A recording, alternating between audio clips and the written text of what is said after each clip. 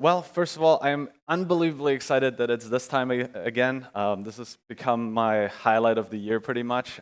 So before I jump in, I just wanted to say a huge thank you to Brianna and the whole team for putting this together. It's months of work, so thank you very much.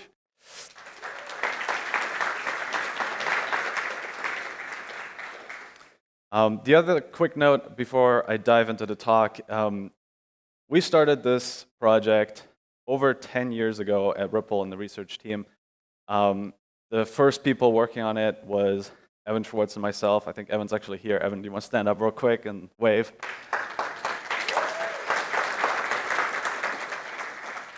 And we could not have imagined that this idea would grow to have this potential and this amount of people excited about it. So I just want to thank you all for being here. I think we can really change the world in a very fundamental way and impact a lot of people if we pull this off. So thank you for that. Thank you for being here.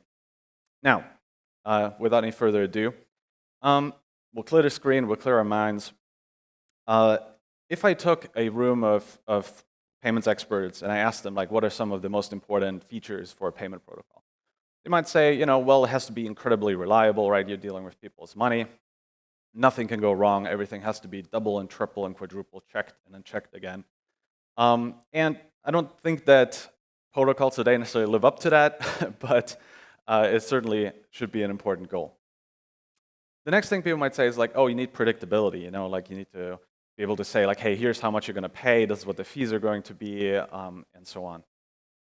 And so I'm in the non-enviable position here to stand on stage and tell you that the Interledger protocol technically doesn't provide either of these things. Now you might say like, whoa, wait a minute. I'm going home. This is nonsense. So please listen to the rest of the talk, and hopefully I'll convince you that there is an answer, and it actually means that the protocol is incredible. So now that I've hooked you, shout out to Joran who taught me some speaking skills. I'll go through some more formalities here. My name's Stefan Thomas. I'm the co-creator of Interledger. I work with the foundation. I'm also the founder of a company that builds stuff with Interledger. We came up with web monetization, for example, which now has gone on to greater heights. And right now the company is a little bit in a hiatus, but it does still exist, and we're thinking about what to do with it.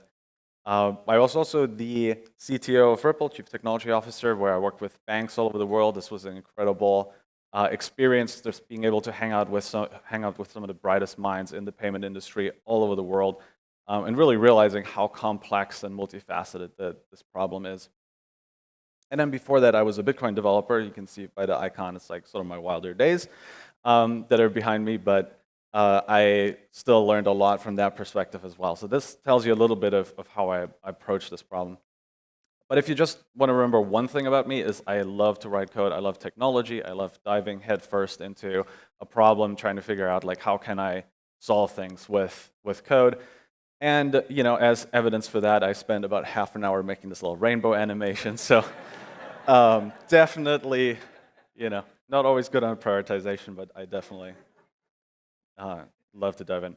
All right, now let's actually get to the topic of the talk. Sorry, that was a long intro sequence, but we're talking about packetization. So I wanted to quickly define what is packetization. Packetization is the idea that you take something and you split it up into little chunks to make it more manageable. And the dictionary actually puts data in the definition. So this is very much an idea that's associated with the internet. This is what makes the internet so incredibly efficient. This is why the internet is so useful in so many different areas. So it's not just for messages or text messages or whatever. You can use it for any kind of communication. And kind of spoiler for the rest of the talk, but that is why. This is an incredibly powerful idea. And I think the thing I want to cover in this talk is explain how this applies to payments. One thing, just because it annoyed me while making the slides, so this definition is from Wiktionary. I originally wanted to get the one from Oxford English Dictionary, but they wanted me to pay, which I'm happy to do. So I went like, okay, sure, I'll pay. And then they said I was too suspicious, and they wouldn't let me pay. So clearly, there's still a lot of work to be done in the world of payments. Maybe if they use web monetization, we wouldn't have these issues. All right, moving on. why are we talking about packetization? So this is obviously a very technical topic, and I know this, not everyone in this audience is extremely technical, but I still thought it was a good topic for this keynote. And the reason is that it's a topic that comes up over and over again, both when I talk to people who have never heard of Interledger, as soon as they learn about packetization and that it's a key aspect of Interledger, they sort of wonder why. It seems very cumbersome, it seems very complicated, so why are we doing this? And then the same thing goes for people who've been working on the protocol for a long time. There's papers that get written where it's like, hey, should we really be using packetization? And don't tell anyone, but even I myself sometimes wonder, like, is this the right path? So I thought it was a great topic to kind of dive in. For those of you who are not as familiar with Interledger, you're going to learn a lot about what makes this protocol unique and why it's so different from everything else that's out there. And for the people that are deep in Interledger already, you'll probably pick up a few things as to why Interledger is built the way that it is.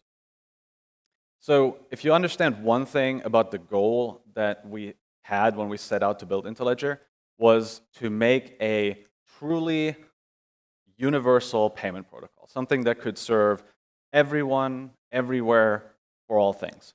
Now, that is obviously incredibly ambitious, and some might say, that's not possible, right? Like, you cannot do that. You're going to be, if you're good for one use case, you're going to be bad for another. And I think to some extent that's true, but we were inspired by the example of the internet, which has really supplanted almost all other communication technologies or protocols. So for example, if you pick up a cell phone today that used to be its own whole protocol stack, but from LTE onward, it's IP-based, or at least a version of IP. If you think about television broadcasts, like that used to be its own whole technology stack, but nowadays a lot of us watch our TV over the internet, and even the technologies that are not internet-based are moving that direction. So it's really kind of spread everywhere to do with communication. And that was sort of our inspiration, is like, could we make payments more like the internet? Could we make it so that if I'm building something that involves moving money around, I don't have to think about how to do it. There's just a global infrastructure. I plug into it. There are tutorials on how to use it, and it works for me, and it works for my use case.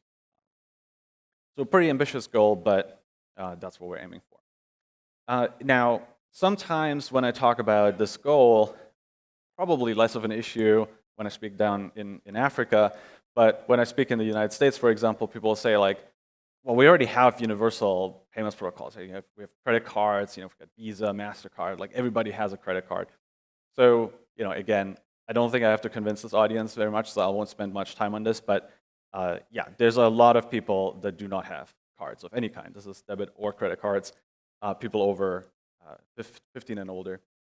And basically the way that these bars work, the width is the population in that country, and then the height is the percentage of people in that country who do not have any cards. So there's no universal payment method today.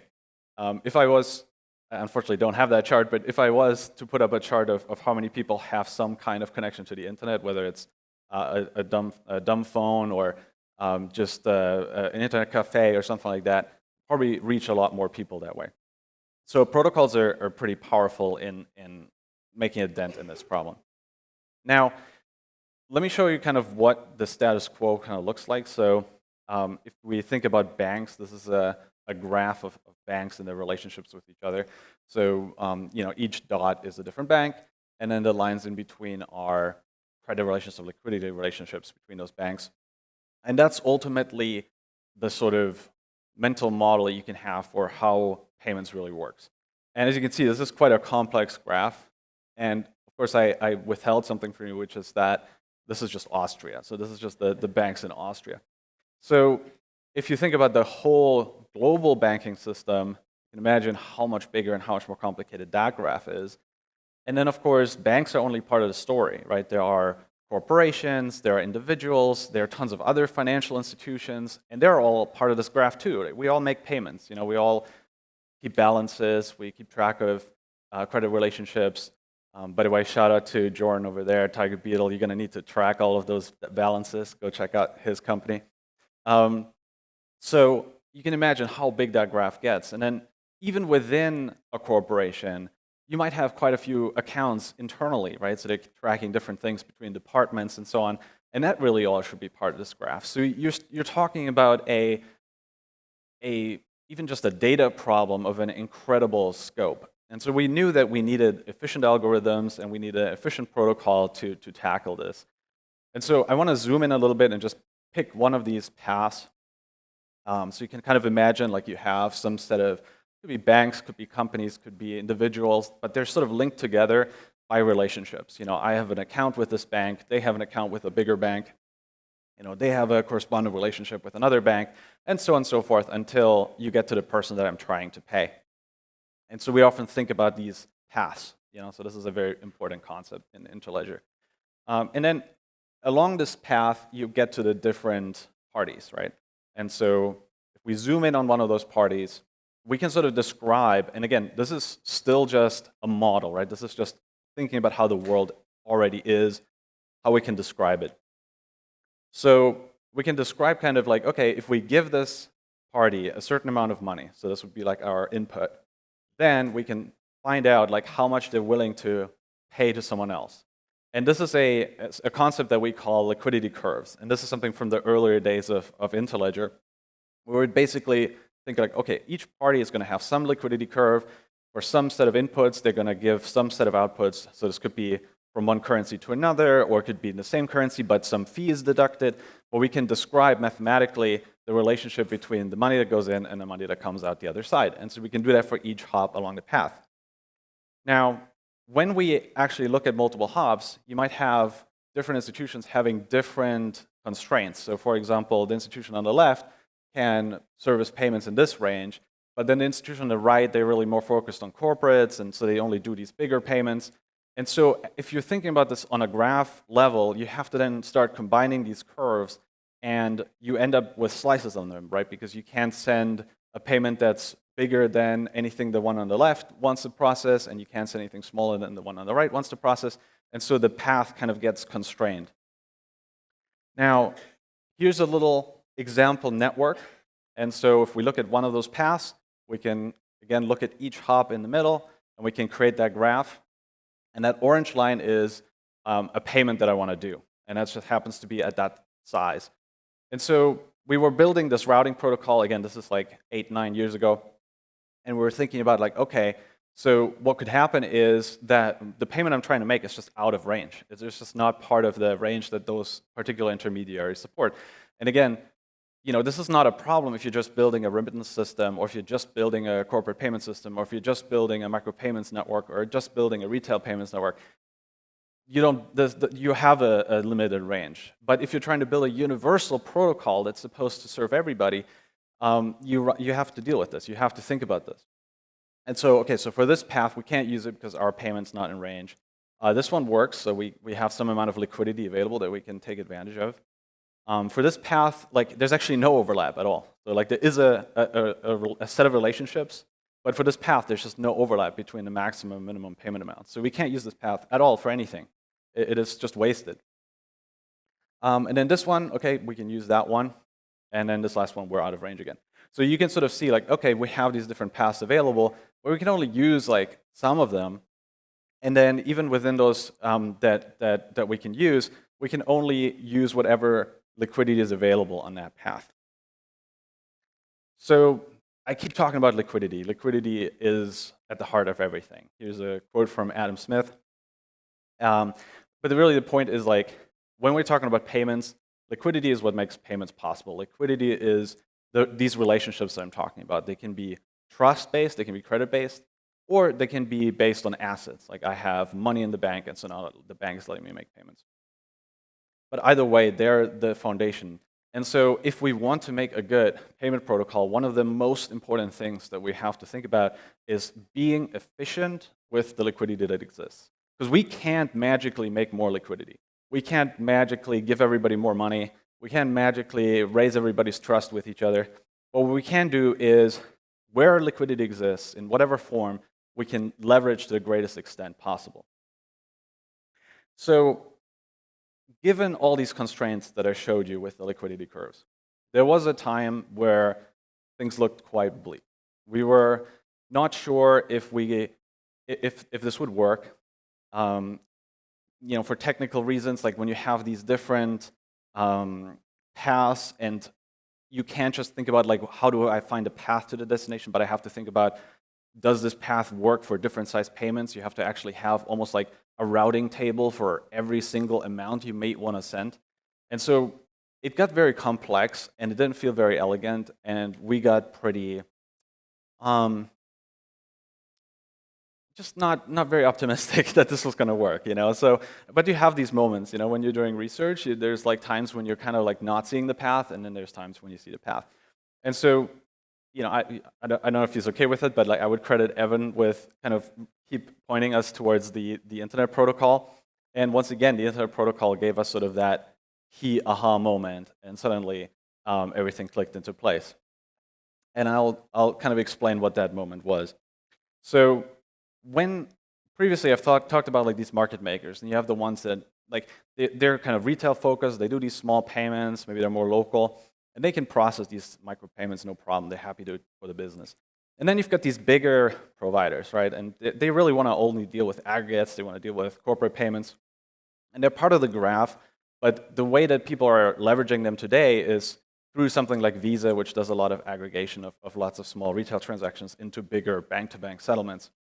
And that's not what we're trying to do. We're trying to create an end-to-end protocol where everything moves through instantly. And so once you introduce this idea of packetization, and that's the key thing that we borrowed from the internet, the small payment turns into a few packets, and the big payment turns into lots of packets. And so again, thinking about what that means, now if I'm a big provider, and you can think about this in the case of the internet, like level 3, they're a big internet backbone provider. They're not going to do business with me, right? They're not going to take me on as a customer. They're not going to process send my packets around. But because everything is unified in the sort of packetization model, my packets are just part of the general traffic that's going through. Level 3 are processing, I don't know, billions or maybe trillions of packets, and mine are just in there. So if I send a WhatsApp message to somebody, or I open a website, my traffic is in there. And so what packetization really does is it takes all of those little small potatoes and it turns it into one big potato. Okay?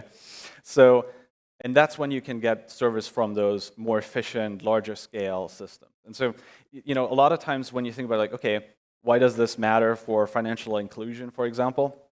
And it's like, a lot of times the problem with financial inclusion is that it's not financially viable to do small scale things. But if we can unify all that traffic and we can unify all these use cases, then suddenly these small things start to add up, and you can bring in economies of scale, and you can, those people that are already served very well, like the big corporations making large payments, you can use the same infrastructure for both. And so as that infrastructure gets better, it gets better for everyone. All right, so going back to this little example network, once you think of it from a packetization perspective, we can now use every path because they're all just different scales of market makers, but we can leverage all of them. And so the liquidity that exists, and this is where, I don't have sound effects in my slides, but this is where there would be like a big explosion and like ground shaking. This is the really key thing. We can aggregate the liquidity from all the paths together. So it doesn't matter where the best price exists, where the best rate exists, where there's still liquidity available when there's a drought. We can use it, for every single payment that happens. And this is incredibly powerful because remember, the goal that we have is to use the liquidity as efficiently as possible. So this is incredibly important. Another thing that's very neat is, suppose I have a payment going one way and then another payment going the other way. And suppose this is a very big payment. So we've got this payment A that's going from Alice to Bob, and then you've got another payment B from Bob to Alice that happens like a little bit later. And if we don't have packetization, we have this big liquidity impact. So that whole payment has to go through in one go, and we have to have the liquidity available to fit it. But if we do packetization, there's lots of packets going one way and lots of packets going the other way, and they all cancel each other out, and so we just need to have the liquidity for one packet. Obviously, this is kind of a constructed the example, but you can think about it on the scale of a network. There are always some opposing flows, and that reduces the amount of liquidity, once again, making the usage of liquidity more efficient. So this is why this is very useful. Another big part of the cost in payments is risk. So you have to deal with, like, oh, something goes wrong.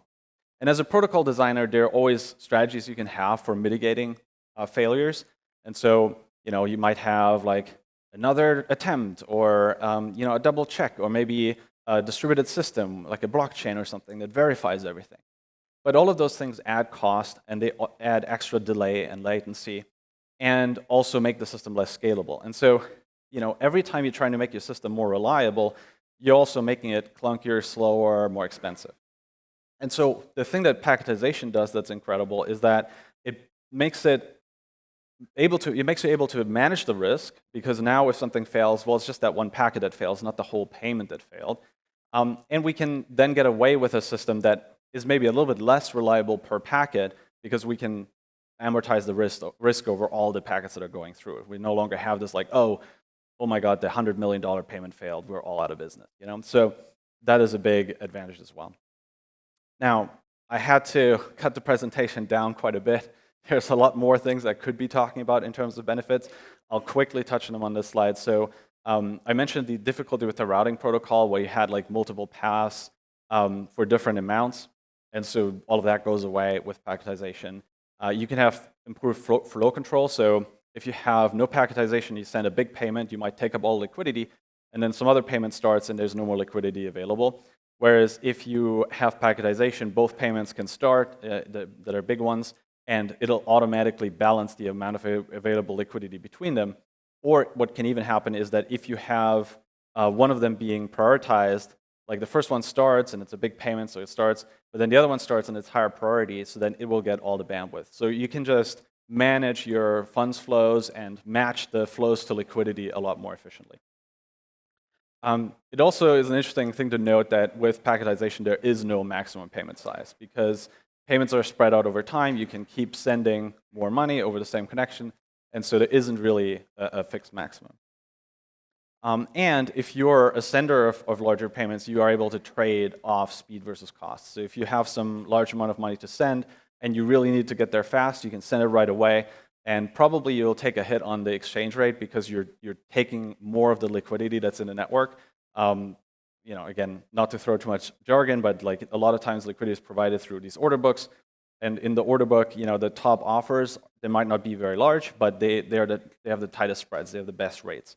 And then if you do a bigger order all at once, then you're going to more market makers that are giving less good offers. But with Interledger and packetization, you can spread these things out over time, which again improves the efficiency versus liquidity. And another thing that's really, really neat about this is that, okay, a lot of times the bigger payments are the one where the money is at. That's what's driving the revenue for a lot of these intermediaries. And so that's what they invest in. And so what they don't invest in is micropayments. And micropayments are important for inclusion, because a lot of those payments are smaller, and especially related to how far away people are trying to send money, because there are these remittances, people are sending money back home. Those are fairly small payments in the scheme of things, at least from like a payment industry perspective. But at the same time, they're incredibly important, and they're going very long distances, so longer paths. And so those things are very expensive today. But with something like this, people are optimizing for packets. They're also optimizing for small payments, and so we can lower the cost for those. Okay, so that was a lot of talking, and I don't have a lot of time left, so I have a few demos to get through. So I'm currently working on a new open source implementation of Interledger called DASI. It's a peer-to-peer implementation that people can download and run, and essentially be running the Interledger protocol on their home computer, on their server. It's not done yet, but you can follow it along. I'll give you a link later. But part of that project was to re-implement part of the Interledger protocol stack, and that's a part called Stream. So when I'm talking about like all the things that Interledger doesn't have, usually I mean things that Stream gives you back. So I'll give you a quick example. This is a payment from Alice to Bob. So Alice is trying to send $200 to Bob, and I'm going to kick off the demo. And as you can see, it didn't go through as one payment. It went through as 23 successful packets and one unsuccessful packet.